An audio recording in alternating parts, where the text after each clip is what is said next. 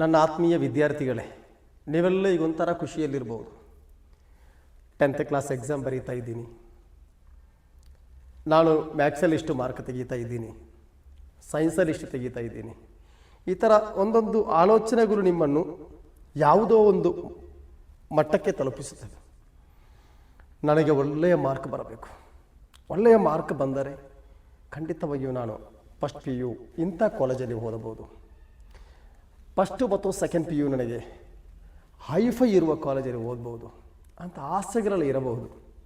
ನನ್ನ ವಿದ್ಯಾರ್ಥಿಗಳ ನಿಮ್ಮೊಂದಿಗೆ ಹೇಳಲಿಕ್ಕಿರುವುದು, ನಿಮ್ಮ ತಂದೆ ತಾಯಿಯಂದಿರು ಅಥವಾ ನಮ್ಮ ಮಕ್ಕಳ ತಂದೆ ತಾಯಿಯಂದಿರಾದ ನಾವೆಷ್ಟು ಕಷ್ಟಪಡುತ್ತೀವಿ ಎಂದು ಮಕ್ಕಳಿಗೆ ಗೊತ್ತಿರುವುದಿಲ್ಲ.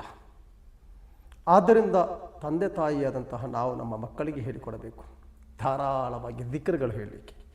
ಅದರೊಟ್ಟಿಗೆ ಮದೀನಾದ ಗುಂಬಜೆ ಹಜರಾ ನಡಿಯಲ್ಲಿ ಅಂತ್ಯ ವಿಶ್ರಾಂತಿ ಪಡೆಯುತ್ತಿರುವ ಮೊಹಮ್ಮದ್ ರಸೂಲುಲ್ಲಾಹಿ ಸ್ವಲ್ಲಲ್ಲಾಹು ಅಲೈಹಿ ವಸಲ್ಲಂ ಅವರ ಹೆಸರಲ್ಲಿ ಧಾರಾಳವಾಗಿ ಸ್ವಲಾತಿ ಹೇಳಲಿಕ್ಕೆ.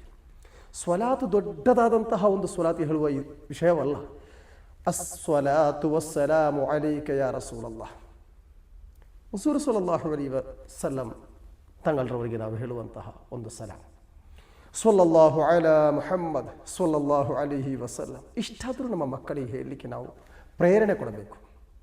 ಆ ಒಂದು ಹಿಸ್ಸೆ, ಆ ಪ್ರೇರಣೆ ನಮ್ಮ ಮಕ್ಕಳಿಗೆ ಕೊಡಬೇಕು ನಾವು. ಆವಾಗ ಖಂಡಿತ ನಮ್ಮ ಮಕ್ಕಳು ಆಸೆ ಪಟ್ಟ ಆಸೆಯ ದಾರಿಯನ್ನು ಅಲ್ಲಾಹ್ ಓಪನ್ ಮಾಡಿಕೊಡುತ್ತಾನೆ. ನಮ್ಮ ಮಕ್ಕಳು ಬೆಳಿಗ್ಗೆ ಎದ್ದ ತಕ್ಷಣ ಕುರ್ಆನ್ ಓದುವವರಾಗಬೇಕು. ನಮಾಜ್ ಮಾಡಿದ ತಕ್ಷಣ ಕುರ್ಆನನ್ನು 1 ಪೇಜಿಯಾದರೂ ಓದಿ ಮತ್ತೆ ಮಕ್ಕಳು ಪರೀಕ್ಷೆ ತಯಾರಾಗಲಿ, ಅವರು ಓದಲಿ. ಅಲ್ಲಾಹ್ ನಮ್ಮ ಮಕ್ಕಳಿಗೆ ಬುದ್ಧಿಶಕ್ತಿ ಮತ್ತು ನೆನಪಿನ ಶಕ್ತಿಯನ್ನು ಕೊಟ್ಟು ಒಳ್ಳೆಯ ಮಾರ್ಕಿನೊಂದಿಗೆ ನಮ್ಮ ಮಕ್ಕಳನ್ನು ಅಲ್ಲಾಹ್ ಪಾಸ್ ಮಾಡಿಕೊಡಲಿ. ಅಸ್ಸಲಾಮು ಅಲೈಕುಂ ವರಹಮತುಲ್ಲಾಹಿ ತಆಲಾ ವಬರಕಾತುಹು.